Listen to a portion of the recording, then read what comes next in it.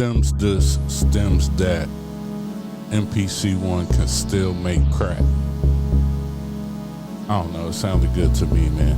This is the beat that I'm gonna make today. You know, we're gonna make this from scratch. We're not gonna use no stems either. You know, that was part of why I started it like that, if you ain't get it. I wanna make something from scratch, you know what I mean? I wanna make something that slap a little bit, and I wanna just do it with the MPC plugins, and I'm straight on the MPC one. No keyboards, no nothing. We're gonna start straight with the drums, you know what I mean? And the drums is just 2 drums that I picked from here. You'll see how it goes. So make sure you like, share, subscribe, comment. Make sure you stick to the end so you can see how this whole beat turns out. I got some special things at the end, XY effects and all kinds of cool stuff. This video is gonna be stocked up with all kinds of tips, man. What's going on, guys? It's your brother O.T.G. The O.T.G's for Overtime Grind. Hardly seen, but I'm always around. And today we on the MPC one. The MPC one, we cooking up with just the MPC one by itself. I always tell people, man, you put this MPC one in front of me, it's trouble. I don't know about you other guys, but it's my favorite MPC. You put this thing in front of me, man, we're gonna cook up all day. So that's what we're going to do today. We're going to cook up. The BPM is 103.99.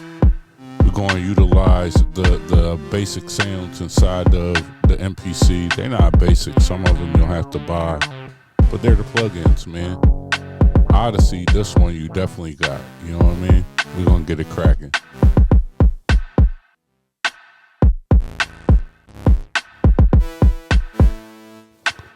I'm gonna go ahead and go right into notes mode. Then we go to chords mode. I think people forget that we got chords mode on this thing. You know, he's so busy trying to add stuff on and do extra stuff, man. You could get it done with just the MPC by itself. So I'm gonna start right in chords mode. While I'm in chords mode, I like to look at what I'm playing. You know what I mean? Remember the pad that I'm playing. You know, it might not be the biggest tip, but it's a tip if you've never thought about it. You know, and I pay attention where I'm at in between the red notes. Like, each note, if they're red, that is the root, and then the keys in between are up to the next one. So, you know, if the bottom is an A, the next red key is the next octave up, and so on and so forth. You know what I mean? And so I like to pay attention to where I'm at right there. Also, I don't like to forget that I have all these cool effects. So sometimes you can use the effects right on the plugin, and sometimes you might want to go straight to add the effects on top of the plugin. You know what I mean? Like right now I want to use this delay and a reverb. I want to put them together, and I started early. I put them on there first. So also the order matters. I want the reverb to happen and then first, and then I want the delay to happen on top of the reverb. Sometimes inside of the plugin, you don't have control over the order that the delay and the reverb works. And I like to try to do things, you know, sometimes in different ways. And you know, you can always get your first sound together and then just run through different presets and see how it sounds.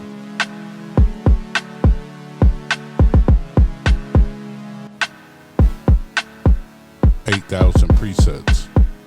If you get the MPC plugins, I think they say it's more than 8,000. It's more than enough to get it done. You know what I mean? Start to add your effect to it. You know, one thing about this is you always want to make the beat yours.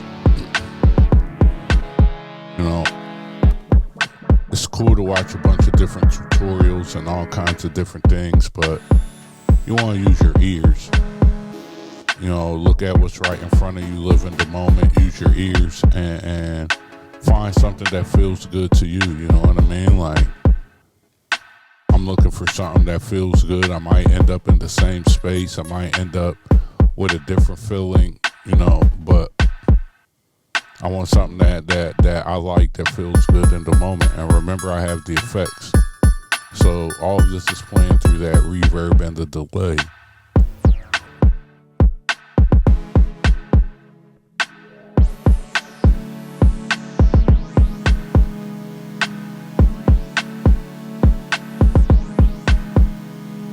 Now we're going to go through, do some customization to the sound.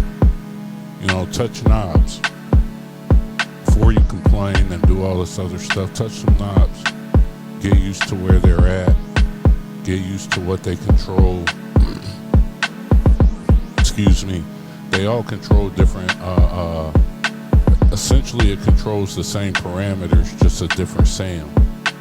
You know, and so as you try to maneuver some things, you can alter and get a different sound or get a different feel if you just go through the pages.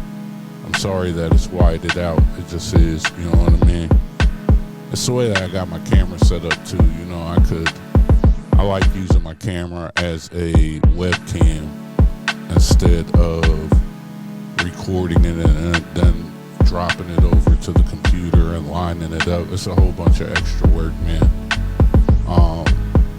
And I feel like everybody is so busy trying to match the numbers that you have on your screen, and sometimes it's just cool to get what you get. And so I like the vibes. I kind of like the aesthetic, man. I just like what it is. It feels good to me. No different than when I'm making beats, you know what I mean? So right now we got the mini D and we playing around with the bass. Try and get a little vibe, get a bass line feel. You know, you can really play it on the pads. The crazy thing about this is, might be a tip, might be a gem. You know, I know that it's still in chords mode. You get what I'm saying? So even though I'm playing these, it might be a little different if I took it out of chords mode. You get what I'm saying? So right now I'm going to double it out to 8 bars, and I mean to 4 bars, and we're going to play a 4-bar bass line on a 2-bar loop. So we started at 2 bars, then we doubled it out before we went to 4 bars. This way we could get a kind of dope feel to it, and it don't feel like it's let's go ahead and make it 8. You know what I mean? And we can really do work. Our main sound is only going to be 2 bars, a 2-bar loop. Our drums are a 2-bar loop, but I'll show you how to add some variation to drums pretty easily later on.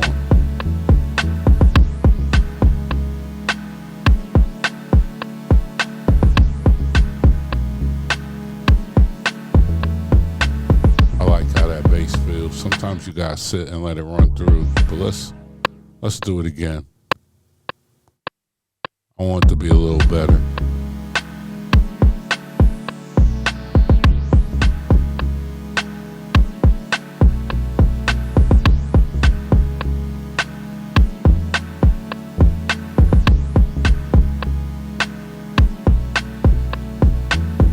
Okay. Now we got the vibes. Like, I'm doing this backwards right now, you know what I mean? There's all kind of ways that you could do it. You can see with this one, I started with the drums. Sometimes we start with the melody. Sometimes we start with a sample. It's all in what you want to do, you know what I mean? Again, it's always about just creating the feeling as a producer, because you are the producer.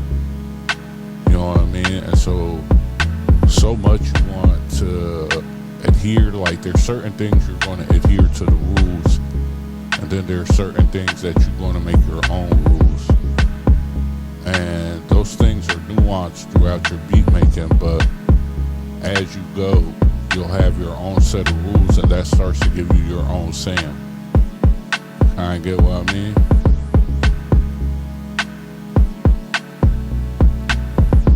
Now we're going to do some strings, but we're going to make the strings get busy. I'm going to show you how to put the work in on some of your some of these patches to make them sound like you. Make sure you like, share, subscribe, comment.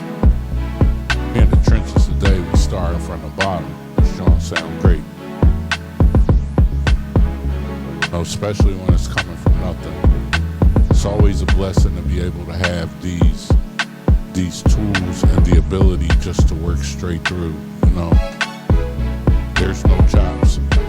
This video is just, I recorded this earlier while I was making the beat. I'm doing the voiceover afterwards. And it's always dope to try to get the feel, you know what I mean? When you see something come from nothing.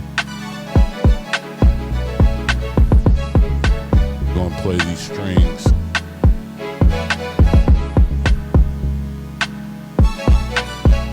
I like to run through the pads like I said to you earlier. I pay attention to where I'm at, and then I like to run through and match stuff by ear. You know what I mean? And I told you I like coming in hot, so we had a little hot, we gonna turn it down. Sometimes I like to use my Q-Link, sometimes I like to use my rotary knob to let whatever it is with my finger, and then boom, turn it down that way.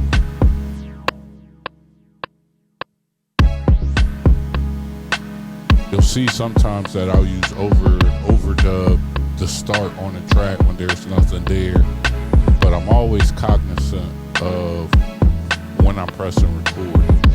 If you press record, that's going to erase everything that was on the track prior.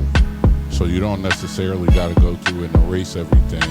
Say you had a bad take, you could just hit record and do it over without ever having to undo. Let's say you had a good take, and then you could just come through with the overdub. If you hit overdub first and there's nothing there, it's just like hitting record, but you need to be cognizant of the two modes all the time. Go through, straighten these strings out real quick.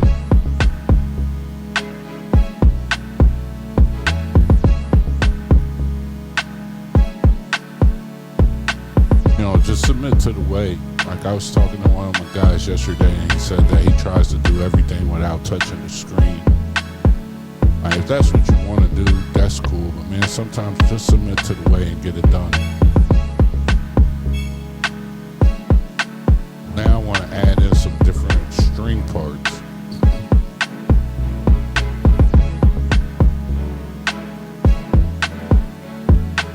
This because I want to have some variation, because once I've already decided that this is going to be a one sequence beat. You get what I mean? And so when I get to a part where I want to start adding variations, it's important to sometimes add these little nuanced things in there, because now when you're muting it and unmuting it at different parts in the beat, you also can catch different parts of the bars. And that will all play into making something not sound so monotonous at the end. The reason why I like using the one sequence method is because in the type of hip hop in the world that I come from, the culture I come from, rappers go off of the repetitiveness of the beat, right? So we want to keep giving them the same drums or something repetitive, continuous through the beat, because they're not the guys who make the music. The music talks to them, it sparks the idea in them, and that's where they get their cadence and their flow from, is what we provide them. So the reason why I like the one sequence method, or I like to do this deductive method where we build it all the way up on track one and then we deduct from there, is because it keeps some kind of consistency of the beat all the way together. When you gotta go sequence for sequence, I still recommend building it all up on sequence one, then going copying 1 to 2, 2 to 3, etc., etc. So that way when you go to song mode, you have the consistency across the board on all of your tracks. You get what I mean? That's important, very important. There's a lot of people can't get even a local rapper to rap on their beats, and they don't know why, and a lot of it is your beat lacks some consistency, and it's hard for them to write a consistent 16 or 12 or 8, whatever they're going to write to it. You dig? So right now we working through, we on plug-in 4, think it's a 6 plug-in limit. I always forget, man. I'm getting old, don't judge my life. 44 ain't old, but it's old enough to, if you don't run into the limit, you don't really worry about the limit. You dig what I'm saying? So now we switched over to notes mode from chord mode, and now we can get crazy with our riff. And I say this in live videos, you know, we want to build up, we want to also think about our song in sections as well, you know what I mean? So we think of our intro, we think of our verse, we think of our pre-chorus, we think of our chorus, you know, if we want to add a bridge or a pre-bridge, we think of all those things. Now, once you have your sounds together, one of the things that I think about is what sounds are going to go in the part to show that this is a bridge, or this is the pre-bridge, or we're working up to the chorus, or this is the intro, we're going to the verse, or provide variations. And so, you know, I always go, you know, I don't always go, but watch enough of my videos, you'll get the sauce. I'm not even gonna break it down. It's one of those things you just gonna have to watch and see. Make sure you like, share, subscribe, comment. Make sure you hit the notification bell. If you like what you see here, this is going to be a part of my Gumroad. I finally got back in there. I'm going to start uploading my videos from YouTube back to the Masterclass so you can own them forever. You buy the Masterclass, you get a bunch of different sounds and different things as well. That's how you can support the channel because it's not monetized. I keep losing monetization because I like to show you guys how to sample the real way, not the YouTube real way. You know, gets me in trouble sometimes. But ain't that hip hop? Hip hop is pushing the rules sometimes, pushing the culture forward. So hey, it's not always about the money, right? Make sure you follow me at 365 O.T.G. Now right here, a perfect way when you're on the one sequence method, if you can see what I'm doing with this piano, is you could play one part on track 1 on a specific track, and then I could come in and play the second part on a second track. You get what I mean? And then if I want another part, I could play it on a third track. The key to that is I never have to load it into memory again. So the only thing I have to remember is that this doesn't work if I want different effects on each piano part. But sometimes you need to think about if you were using a real piano, would there be major changes in the piano sound, or would the sound remain consistent? So also remember when you're doing this, unless you're doing something that has 3 or 4 piano sounds in it, you can use the same piano 4 or 5 times and play different parts. It's all in how you label or remember your tracks. Like I remember one track is a low piano, the one is a higher note, and then another one is going to be like a mid note. So I could spread that out over 3 tracks and just name the piano. And then when I go and do my mutes, I'll remember the lowest is the low, the second is the high or the mid, the third is the mid or the high. Like this way I'm doing it a little backwards. But same as the number, think about the procedure. Low track, mid, high track, high. You get what I mean? Low track, low, high. You get what I'm trying to say. You get what I'm trying to say, number wise.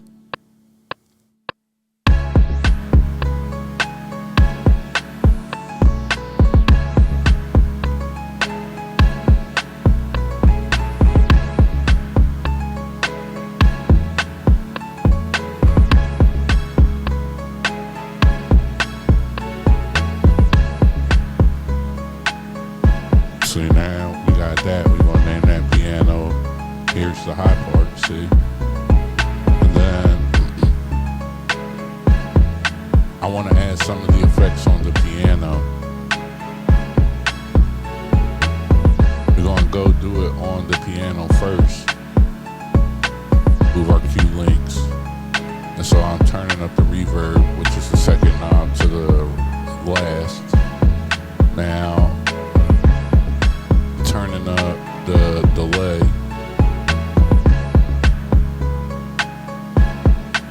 Gonna close the lid some, add some delay. If you ever want to just check it out and see how it sounds, just hit your main and go to solo, and then you can hear how it sounds. See?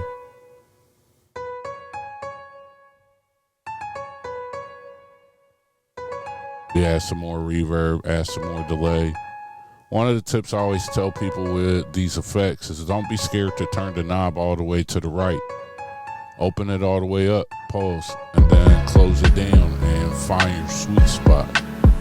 But in order to do this sweet spot kind of sound design, what you need to do is you gotta use your ears. You gotta be tuned in. You know what I mean? You can't be tuned in and have your mind running through a bunch of different things that people was talking about and these tips and this other stuff. I mean, you can if you want to. But for me, I just go straight into tuning into the music. Make sure nothing is off key, nothing is in the wrong place. I feel like that helps you with your mix too, because now when you do that, what will happen is you will always kind of be in key. You never really lose key.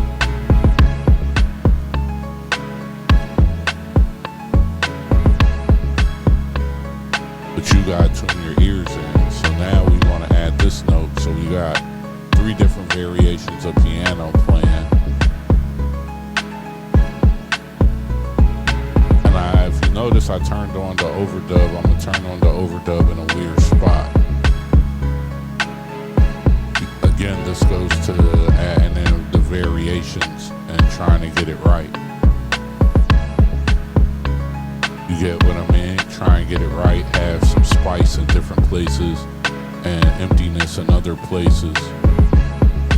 You know what I mean? You can always go and see where you at.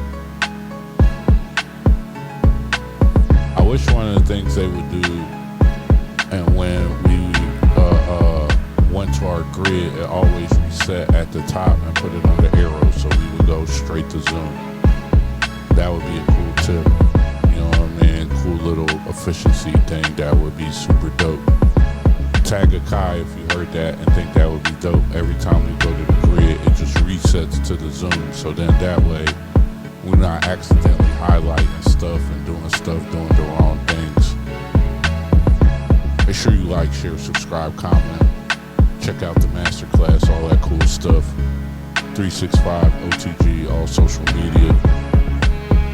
If you say something on Twitter, I'm more likely to see you. If I don't see what you guys say, then DM me and I'll definitely follow you back. I think a lot of people sleep on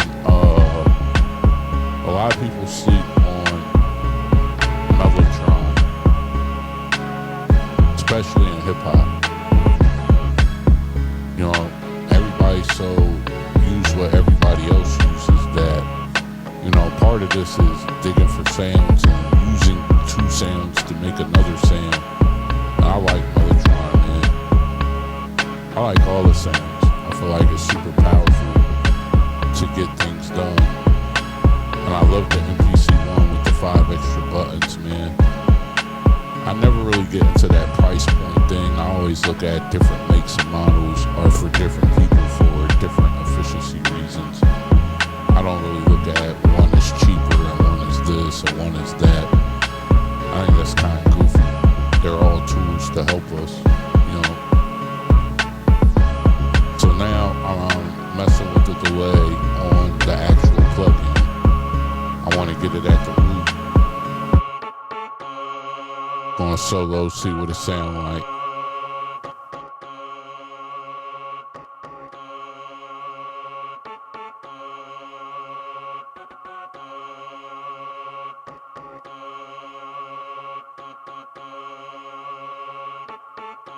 Now I'm at a pretty good part. I'm gonna go ahead and throw on that clipper. Go ahead and add some stuff to my main. I'm gonna put my MPC. I like the vintage plug-in, so I put the 3000 on the last space. You see what I'm saying? Then on the first space, we go ahead and put the clipper. And then the third space, I like to put my EQ. And then the the second space, I like to put my EQ. And then the third space, I like to leave it open. Pause. Now, we go through, see what it sound like. Sometimes it's not going to sound better with the soft clipper. And maybe you could go through and do some effects. Do some tweaking.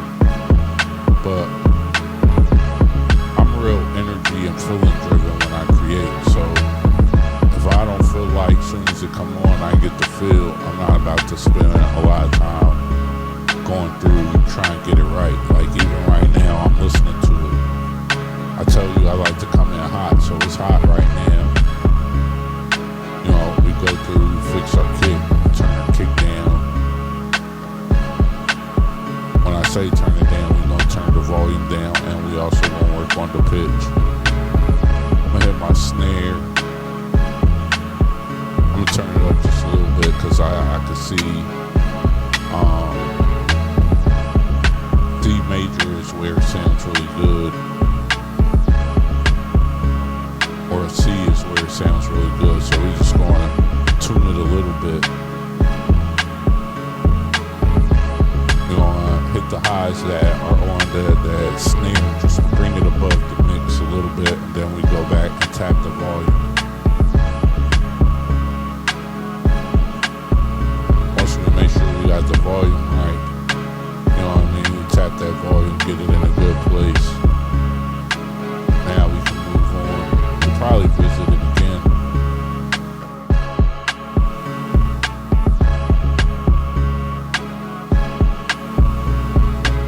I like to try to tap the volume all the way through, but not worry about it too much. You get what I'm saying? Use the knob right now.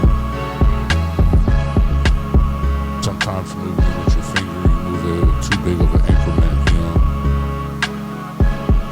Move it with the knob, you get smaller increments, you might get a better place, especially if you're using the main knob.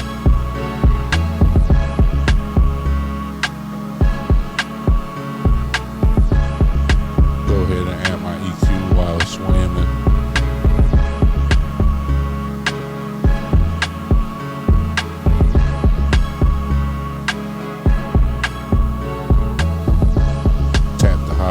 Turn the mid highs, turn up the mids, tap the bass.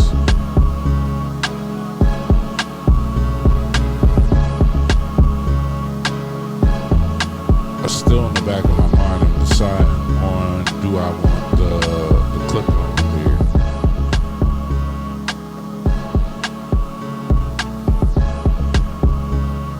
Clipper might go. You might have to clip the clipper, you get what I mean?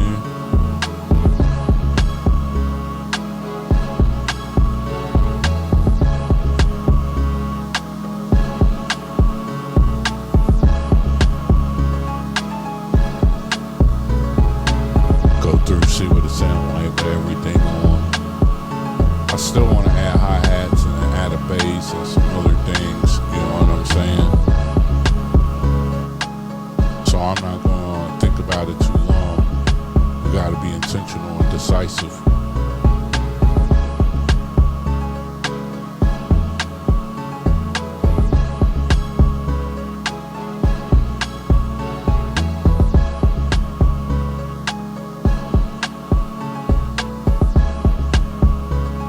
How I feel. Let's go ahead now and add some hi-hats, you know what I mean? Let's go ahead and add a different part to our snare. This is how we can add a variation for our snare and turn it off and on throughout with our mutes.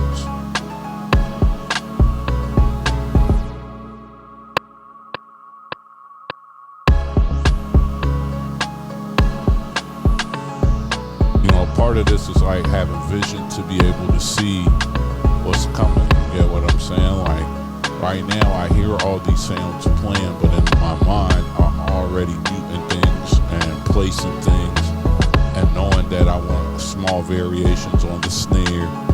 I know that I want a hi-hat. I know that I might want to open hi-hat, you know what I mean? So we make sure we label it properly. It's snare 2. You know, I'm going to erase those so that way I have an open spot where it doesn't do it, just in case I leave this track on for a while and I don't mute it. We still got our regular variation, you know what I mean?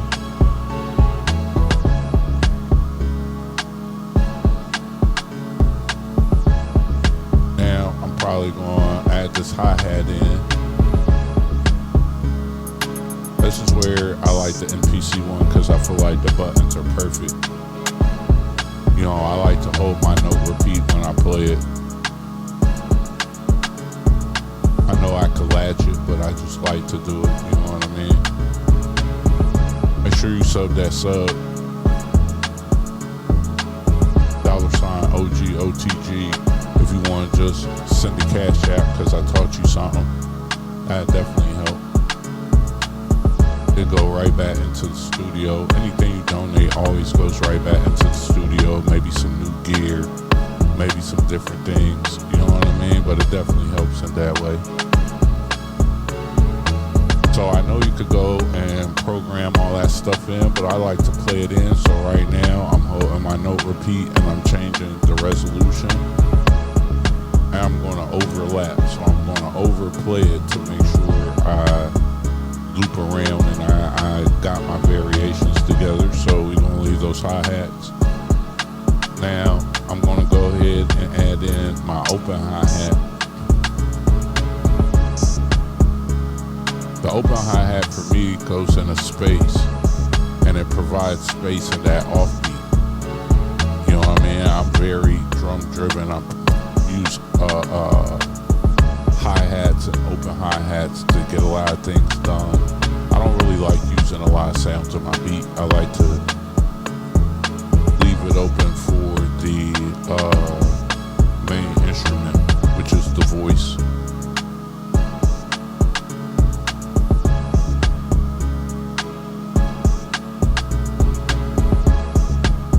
Now we got our tracks name.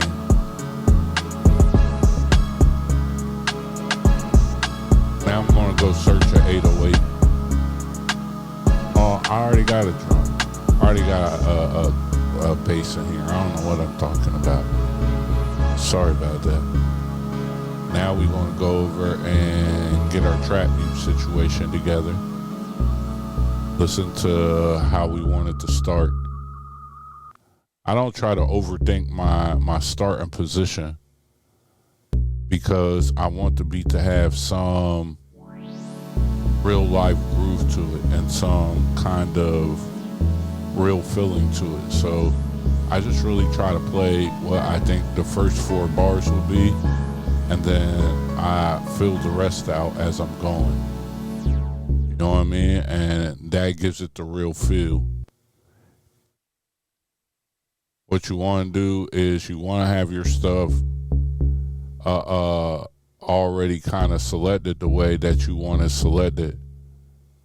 I'm going to go ahead and pump this bass up.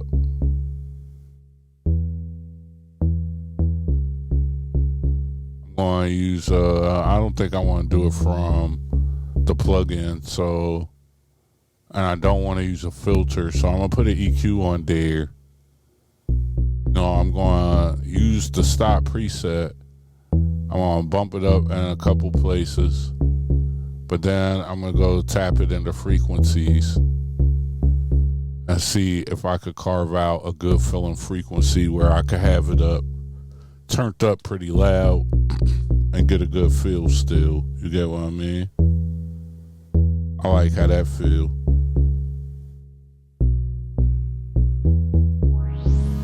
Probably going to start it with these 2 sounds.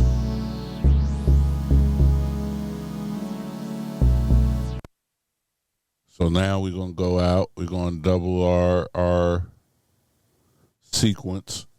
I like to do it to 120. If I like it shorter, then all I'll do is go to the bars and crop it right there.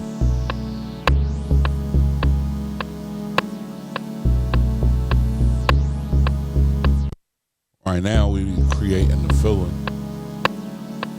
Get this beat started, you know what I mean?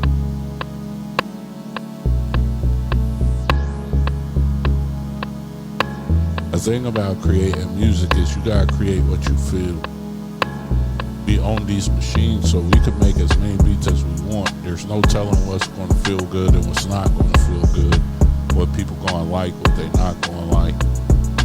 The vibes are the vibes, and you brought this straight from the ether. There was nothing there when we turned it on. You've seen it. It was just a kick and a snare, and now we creating a whole beat that somebody's going to rap to, somebody's going to utilize, somebody's going to listen to over and over again, somebody's going to learn from. And this is the greatness of being a producer, because we get to produce these things, right?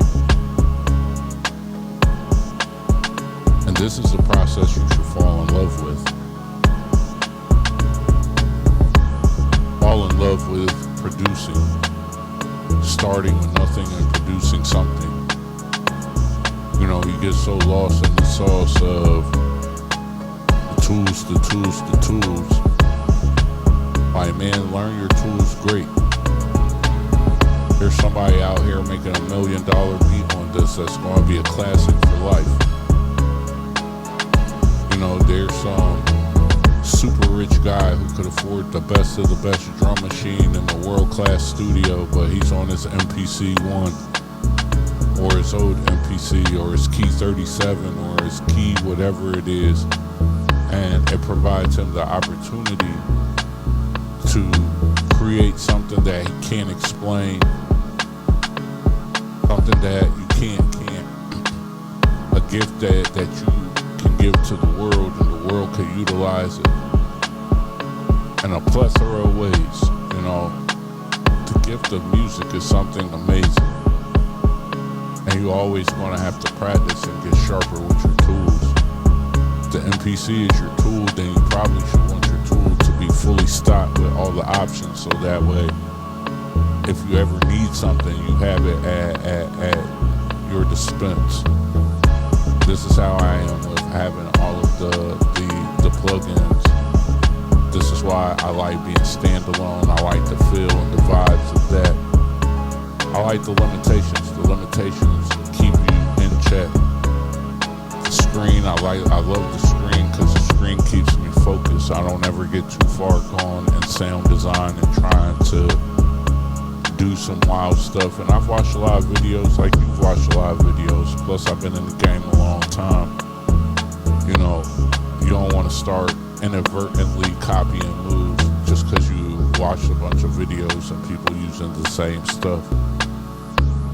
You know, I'm thankful that there's not a lot of people who just show the overhead view of the MPC like I do. You know, and there's not a bunch of people who create like I do. Therefore, I don't ever end up creating like anybody else because I don't really watch too much of other people's content. And when I do, they're not really showing me or teaching me anything that I'm going to utilize in my skill set. No offense to them. I just like listening to the music and their different perspectives. You know what I mean? But I spend so many hours on my MPC. I'm super secure in the stuff that I make, and I want that for you. You know, my channel is all about teaching you the fundamentals and just showing you how to work through it. You know, wasn't a bunch of erasing and this and that. We just work through the vibes all the time. And it's amazing what we create. You know, when I sat down, I didn't intend to create this. But I'm happy with what I created, and I feel blessed for what I created. And I think as producers, we all need to feel blessed. You know, I always say thank you. I'm thankful for everybody who watches the channel.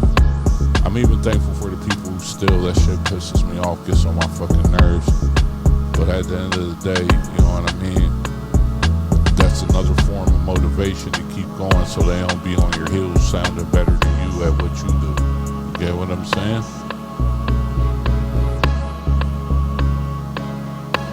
Now we got the vibes in. And here we go. Let's listen to the work that we got.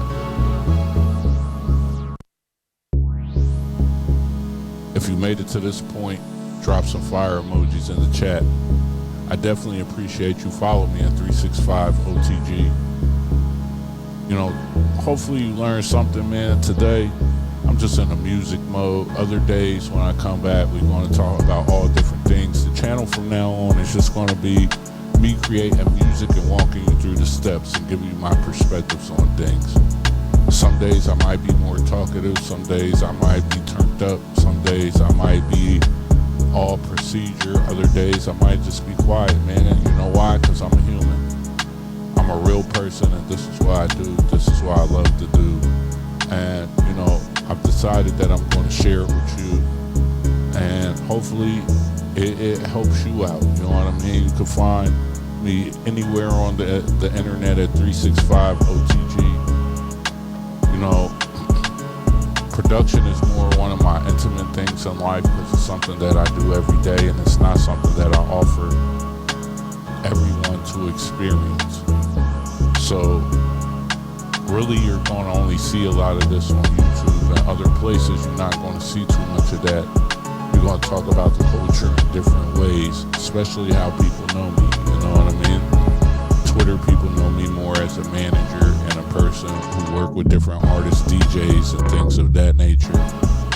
Instagram, people know me as a manager and a person who promoted shows, work with Beanie Siegel and different things and different aspects, sold cars, so they know me in that way. Facebook is more of a personal place, so, you know, hit the supply the .work link, and you can get with me on all those places and see all the sides of O.T.G. And you know, right now, I'm gonna have some fun with the effects, and we're gonna get up out of here, man. Like, share, subscribe, comment. It's your brother O.T.G. with another one.